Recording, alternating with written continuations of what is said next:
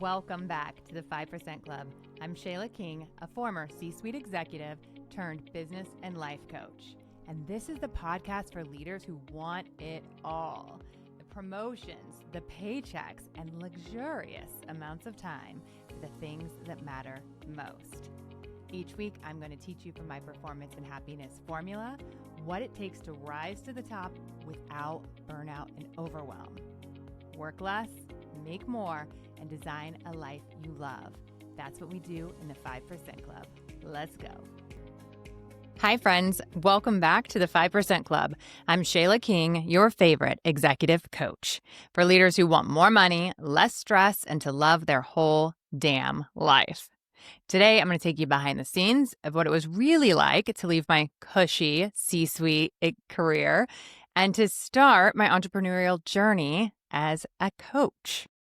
So, spoiler alert, 2 weeks after I launched, I ended up in a coma. Yeah, not the smoothest start.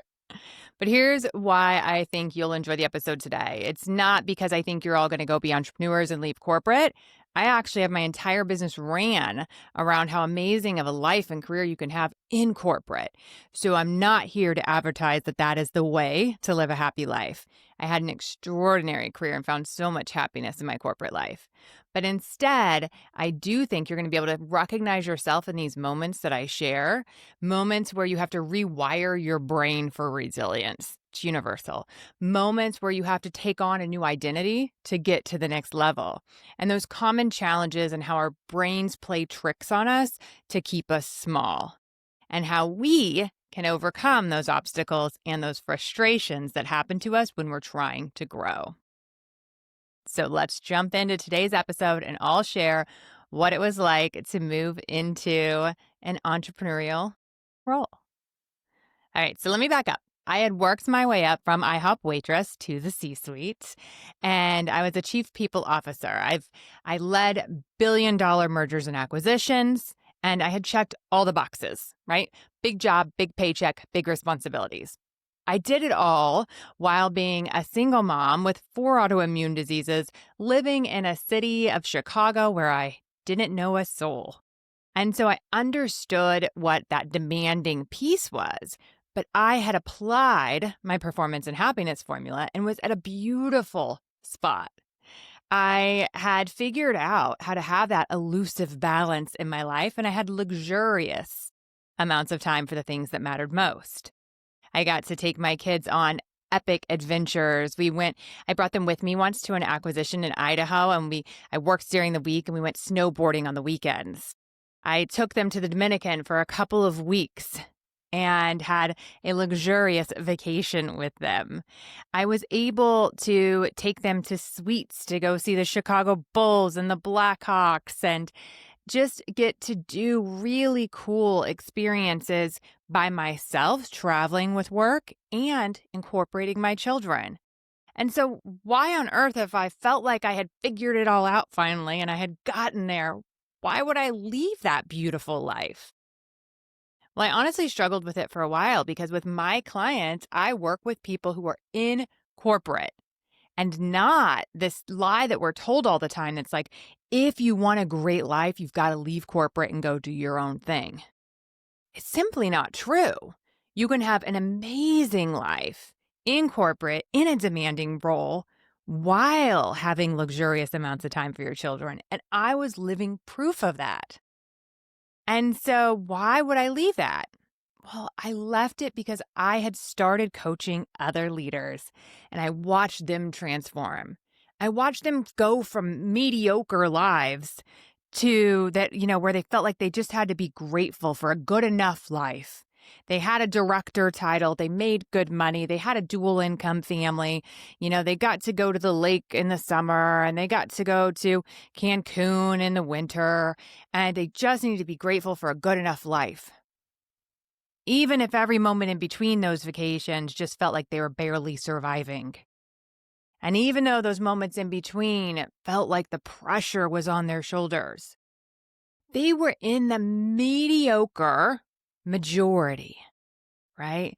Where 95% of leaders go. And I had the secret sauce. I knew how to take them from that to living an extraordinary life, one where they felt in control of their future, one where they felt like they were intentionally designing a life that they love, where things just slowed down, where they had discernment and they knew what was important and they left everything else out. One where when their colleagues acted crazy at work, it didn't disrupt their peace. And their mother-in-law's expectations of them didn't matter. All that mattered was that they knew what they wanted, they knew who they were, and they were intentionally designing a beautiful career and life for themselves and for their immediate family. And so when I watched people's lives transform, I just knew it couldn't be about me and my career anymore. It had to be about how many other women and men could I help with this transformation. How many others could I get them out of the suffering that happens when you tell yourself it's just gonna be like this? It's just the way it is. Maybe I'll have me time when the kids graduate, right? I wanted to break that cycle and let people know it didn't have to be that way, that you could actually live the 5% way, and it could be so different. So all that being said, I knew I had to dive into being an entrepreneur myself so that I could do this work full time. And so I started my business, and 2 weeks later, I was in a coma. So here's what happened. I went in for a routine blood treatment that I got done for my autoimmune diseases, and a nurse made a simple but almost deadly mistake. So she pushed air in my veins on accident instead of flushing the line with IV fluid. That caused an air embolism. That air embolism led to multiple strokes and seizures. And I was taken by an ambulance to a local hospital and then airlifted to a different hospital where I fell into a coma and was put on life support. My daughters had to come into the room and see their mom on life support and never know if she was coming back. I don't remember those weeks. I was in a coma and then suffered heart failure and pneumonia. And I don't know what happened with me being the patient. I can only imagine the pain that my family must have went through coming into the room and seeing me intubated and on life support. But what I do know is that the mindset work that I had learned and had been implementing for the past decade, it saved me. I came out of that coma without resentment and without bitterness. And when I came back, I had this deep knowing that life is short. And I was not going to waste it playing small. I was not going to waste it playing small because at any moment, life can be over for us or for one of our family members. So none of it freaking mattered. None of the small stuff, no one's opinions. It didn't matter. What mattered was that I was able to be big and bold enough myself, not worry about being cringy, not worried about being seen, not worried about people going, but who does she think she is? And instead, start my business bigger and bolder than ever so that I could help others create this big and bold life for themselves. Okay? That same time, I knew I had a mountain in front of me because I was starting a business after a coma. I literally had to learn how to walk and talk again. I had my first 2 clients, then I went into a coma, and they're like, wait, where did my coach go? And so I had to learn to walk again. I had to learn to talk again. I was engaged and we were planning our wedding. I was selling a house, moving, going on a honeymoon, and blending a family, all in the new city of Austin. It was a lot, and that's where the rewiring had to happen. So let me talk to you about a couple of the key things that stand out for me when I think about entrepreneurism and some of the challenges that I had that first year. So first, let's talk about the part no one glamorizes, the boring, frustrating admin. So in corporate, I had assistants. I had whole teams. If something broke, IT fixed it. Now it was just me. And my old pattern kicked in. Avoid the low value stuff. Back in corporate, compliance training, avoid. Expense reports, avoid. I even had a boss coach me once and tell me, Shayla, you know the best trick to getting it done? Getting it done. And I still blew it off. Every time I would have some excuse around there's a higher level activity I could be working on. There was always something more important that I could be doing because it just seemed like such a waste of time to work on these admin things. But guess what? If I didn't get the admin things done, my business wasn't moving forward. And so I had to change my mindset around it. If I didn't figure out the little things, nothing else was going to work. No clients could book. No invoices could go out. No one would even know what I do because the website wasn't up, right? So I had to rewire that thought. And I chose the mundane creates the business. That little sentence, it didn't make me love admin, but it gave me a purpose, and it took me from being frustrated to moving forward. And that's the shift. So anytime you see yourself just delaying something, avoiding something, not doing something, you have to figure out your underlying thought around it. And my underlying thought was, there's several of them, right? I hate admin. I'm not good at admin. This crap takes too long, right? It's stupid. It's not worth it. I hate this. I'm not good at this. It's too time consuming. It's not efficient, right? All of those thoughts, whether they're true or not, were not serving me. And so I had to come up with something that when I was faced with doing something I didn't want to do, that my brain could see a reason to do it anyways. So I came up with the mundane creates the business. And that was able every single time I got into something where this website wouldn't talk to this thing, which wouldn't talk to this thing, and you get in that freaking do loop, I would just go, all right, Shayla, you got this. The mundane creates the business, and you can do mundane work. This absolutely is going to take longer than it should, and you can handle it. Literally talking to yourself. Make sense? All right. Another mindset tool is time and capability. So another thought that I leaned on was, it will always take longer than I expect. And I'm capable of following through until it's complete.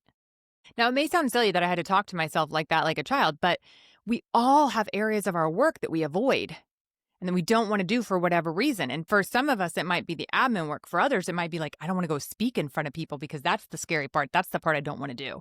So I want you to think about what it is for you that you're avoiding. And then you're going to write out, what is the actual thought I have around it? And so in the beginning, every single task that I worked on, it took forever. Setting up an email sequence, 2 days. Recording a podcast, a week. And my old self would spiral. This is taking too long. Maybe I'm not cut out for this. Like, maybe I should just go get another CPO job somewhere.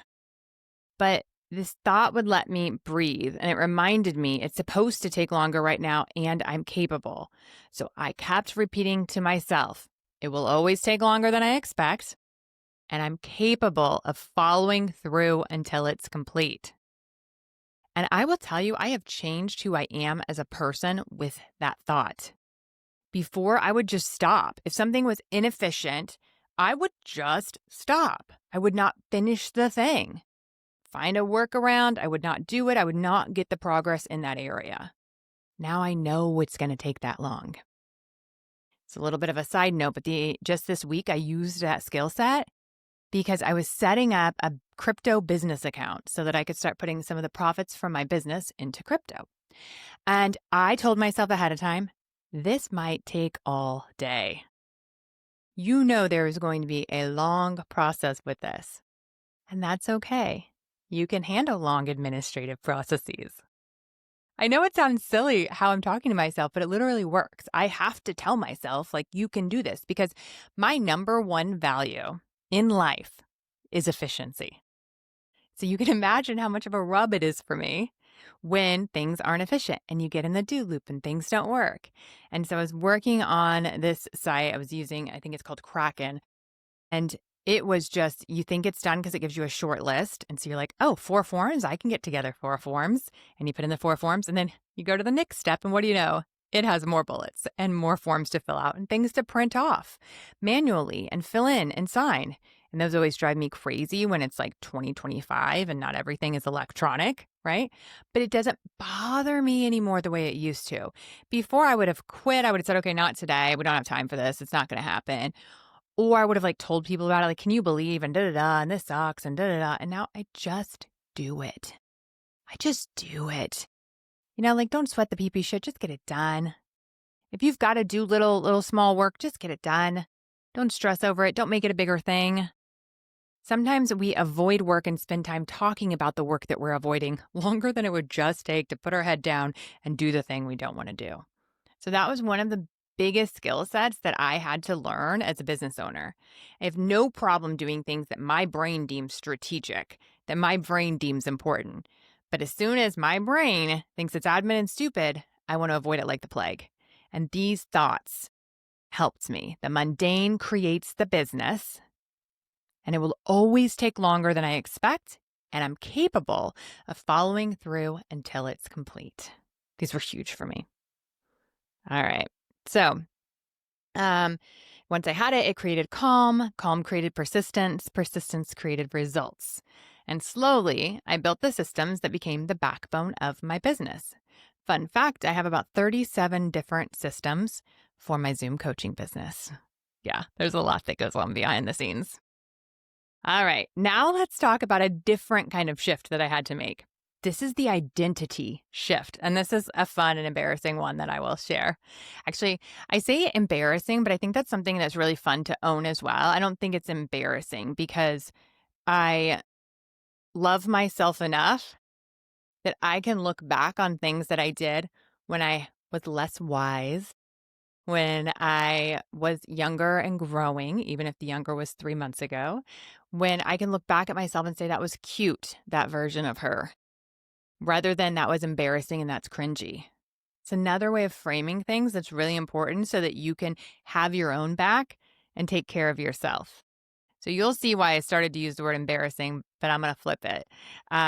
But this is honestly what I went through at the beginning of my business when I didn't want to own the identity of being a life coach. So let's talk about it. I had worked my entire career for big, credible titles, right? I led mergers and acquisitions. I was a chief people officer. And people heard those titles and they instantly knew I was legit. They instantly knew, if you're in corporate America, what that means and that you had some type of credibility or capability and you had done big things in your career. Then I became a coach. And suddenly, I was worried that people would roll their eyes. I was worried that I would be lumped in to this life coach and like, oh, that's cute. She's a life coach. That's nice. What does that mean? Right? And I thought people didn't take the profession seriously, and so they wouldn't take me seriously. And so I remember the first time I introduced myself at a women's networking event, I blurted out, I'm a coach. A woman who's now a friend said, oh, I might need your services. I go, and I'm a really good one. That was the part I was mentioning. The embarrassing part? That was it. So it was so cringy in the moment, right? But here's why it felt so uncomfortable. I was so focused on what she might think, what the group around me at this networking event might think. Would they respect me? Would they dismiss me? Would they see me as less than? And so I was so worried about that I got really awkward, right? And I was weird. And I said, I'm a really good one. Like, why would she think I was a bad one? She even replied back to me, well, I would think so.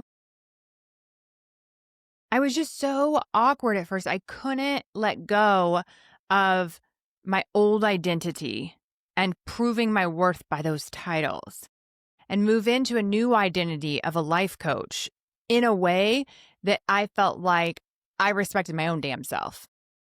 So it doesn't really matter if you get it. I respect myself, right? And so everything changed when I stopped centering my identity on other people's opinion.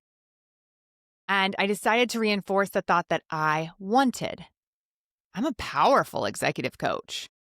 I help leaders increase their performance and their happiness. When I practiced that belief, everything shifted. When I decided that my career and my industry has tremendous value. When I decided coaching's not a joke. When I decided I know exactly the type of coach I am, and I see my clients' results and I take myself seriously, and I know the value, then I showed up different. Then everything shifted when I practiced that belief. I felt proud instead of apologetic or insecure. And guess what? When I believed in it fully, other people did too. That's identity work. When you anchor yourself in what you think about you, instead of spinning on what everyone else thinks, your confidence skyrockets. And that's the same work I do with my clients, because whether you're an entrepreneur or you're in corporate, if you walk in with proving energy, people feel it. It's that desperation. You can feel it, the awkwardness, the don't be weird. You can feel it. But if you walk in owning your identity, knowing you belong in the room, that's executive presence. So let's make this real for you. Grab a pen if you're not driving and think of one task that you've been avoiding. Got it? All right. I want you to write down one thought that you currently have about it. And then I want you to write down one thought that, if you believed, would allow you to feel differently about it. What we call intentional thought creation. We notice what thoughts we're having now that are creating the current result. And then we decide what thought would serve us better. And we lean into that thought so that we can have a different result. Okay? So instead of this is pointless, you could try the mundane moves my career forward. Instead of this is so frustrating, it might take longer, but I'm capable of following through. Now, check in and see how that new thought makes you feel. Choose one that makes you feel calmer, more capable, less annoyed, more resilient, ready to act and get it done. That feeling fuels different action. Different action creates different results. And that's the model at work. And you can use it for anything, from finishing your expense report to leading a board presentation. It's exactly how the 5% Club thinks. All right, let's wrap it up. Here are the 3 lessons I learned from going from the C-suite to coaching. Rewire your thoughts around frustration. It gives you new capability. Embrace your new identity. When you own it, others will too. Stop worrying about what everyone else thinks. Confidence comes from what you decide to believe. Confidence comes from what you decide to believe. Today, I don't spiral about tech or admin, and it's honestly one of the biggest growths of my life. I don't question if I'm just a coach. I know who I am, and I want the same for you, because that's what it means to be in the 5% Club. More money, less stress, loving your whole damn life. Thanks for hanging out with me today. Now it's your turn. What identity are you ready to own? Write it down, practice saying it out loud, and if you're brave, DM it to me on LinkedIn. I'd love to cheer you on. Until next time, let's evolve together. Thanks for joining me in the 5% Club today. If you're ready to make more, work less, and design a life you love, then go to ShaylaMKing.com and join the waitlist. You'll be the first to know when there is openings to work with me in one-on-one coaching or the Performance and Happiness Lab, my group container where you will learn to be a high-performing, highly paid executive who loves your whole life. I'll see you there.